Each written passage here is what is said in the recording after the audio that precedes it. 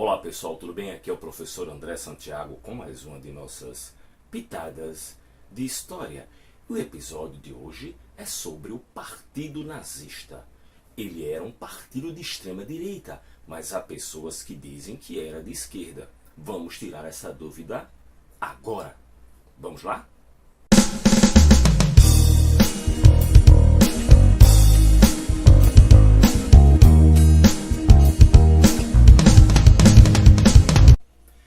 Existe dúvida se o nazismo foi um partido político de direita ou de esquerda?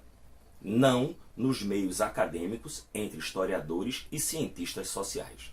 São coisas do senso comum, alimentadas por motivações ideológicas e por pessoas, algumas vezes desinformadas, outras vezes intelectualmente mal intencionadas. O Partido Nacional Socialista dos Trabalhadores Alemães foi um partido político que surgiu na Alemanha em 1919 e teve Adolf Hitler como grande líder, apesar de não ter sido seu fundador.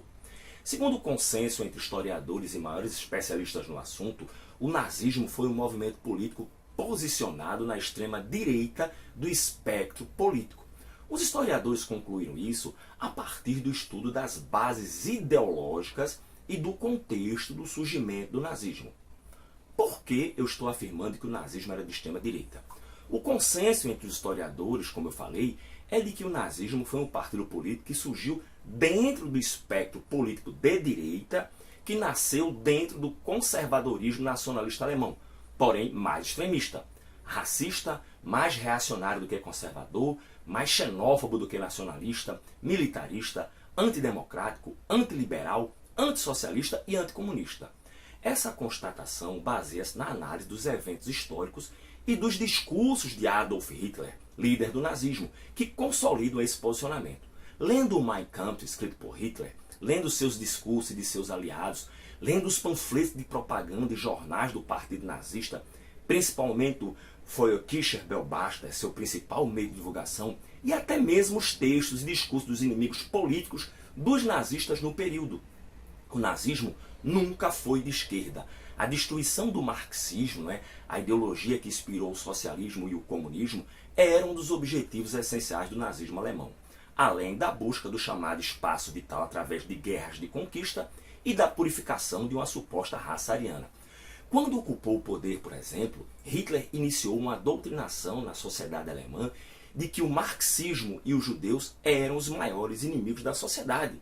Durante as décadas de 1910 e 1920, o discurso político de Hitler abordou várias vezes a questão da destruição da ideologia marxista.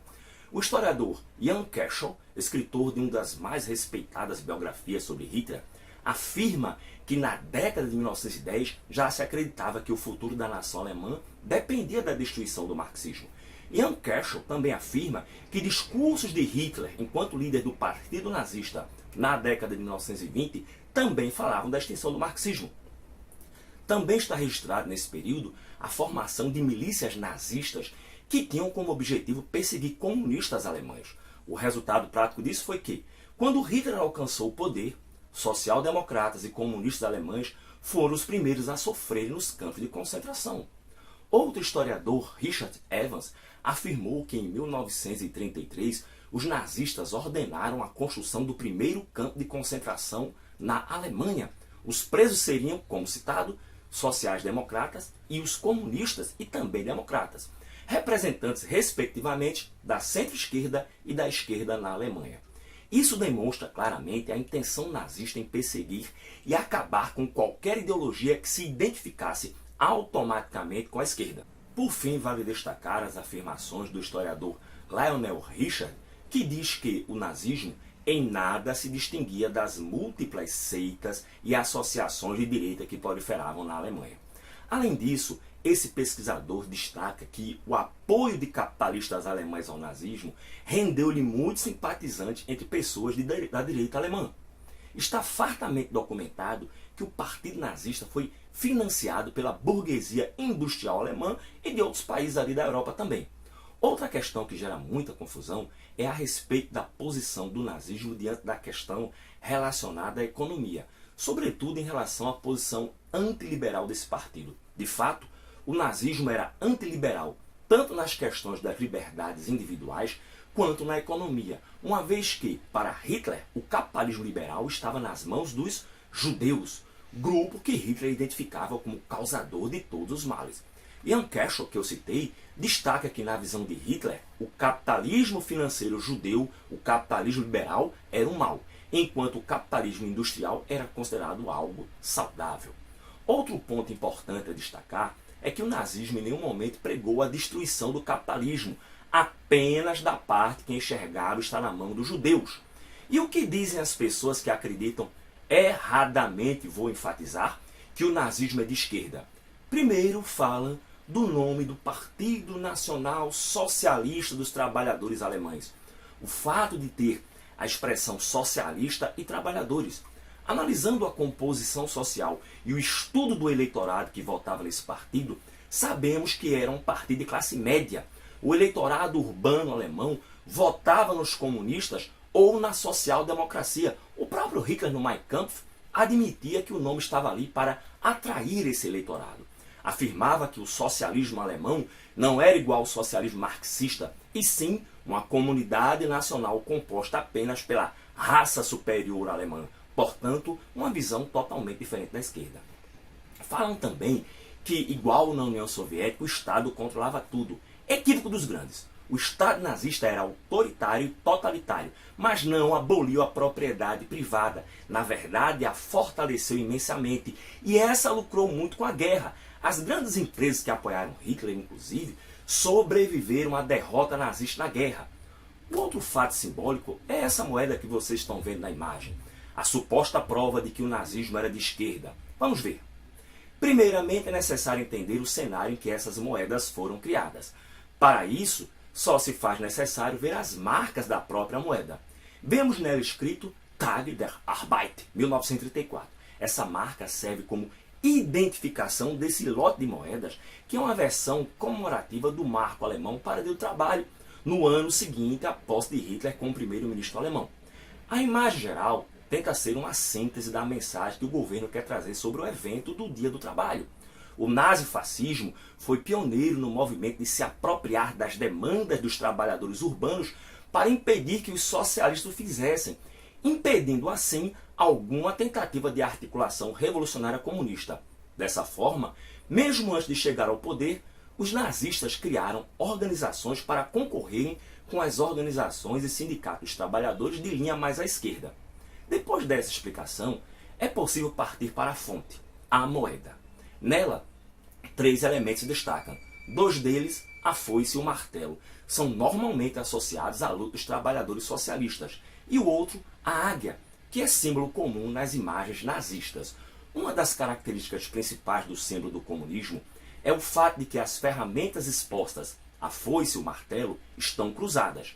Esse é um símbolo que clama diretamente a relação entre as duas partes, ou seja, o símbolo comunista representa a organização entre os trabalhadores rurais e o operariado urbano, o cruzamento entre a foice, ferramenta de colheita, e o martelo, ferramenta fabril, em articulação. Isso, pois a obra de Marx expõe que a liberdade dos trabalhadores viria da organização deles. Esse é o caso completamente oposto ao da moeda. A imagem que aparece, ao invés de mostrar a articulação entre a foice e o martelo, se apropria dos símbolos trabalhistas e os utiliza em outra disposição. Agora, os trabalhadores do campo e o operariado estão ao mesmo tempo separados, ou seja, desarticulados, e nas mãos, no caso as asas da águia, símbolo do Estado alemão. Enfim, essa moeda é um símbolo do controle do Estado nazista sobre a sociedade e sobre as reivindicações dos trabalhadores. Olhem de novo a imagem. A águia tutela a foice e o martelo empoleirada, apoiada, claro, na suástica nazista, assim como o Estado se apoia acima de tudo em uma ideologia, enquanto paira acima a figura de uma cabeça, como se observasse. E por último, mas não menos importante para mostrar que o nazismo era de extrema-direita, o acordo Ribbentrop-Molotov, que levou à invasão da Polônia, detonando a Segunda Guerra Mundial em 1939, em que esse país foi dividido entre a Alemanha nazista e a União Soviética comunista. Essa aliança seria a prova definitiva de que o nazismo é de esquerda? Não! No Mein Kampf e em todos os discursos de Hitler, ele sempre falou que a sobrevivência da raça alemã dependeria do espaço vital conseguido a leste às custas da Rússia. Lendo os documentos do Estado-Maior alemão, os diários de vários generais das Forças Armadas alemãs, sabemos que eles não desejavam enfrentar uma guerra em duas frentes. A oeste contra ingleses e franceses e a leste contra a União Soviética. Por isso, uma aliança com Stalin, líder desse país, que não estava preparado para uma guerra em grande escala e precisava de tempo para se preparar. Portanto, é apenas uma aliança de caráter tático e oportunista para os dois lados e não ideológicas. Eis aí as questões que nos levam a afirmar novamente que o nazismo é de extrema direita. Até a próxima, pessoal.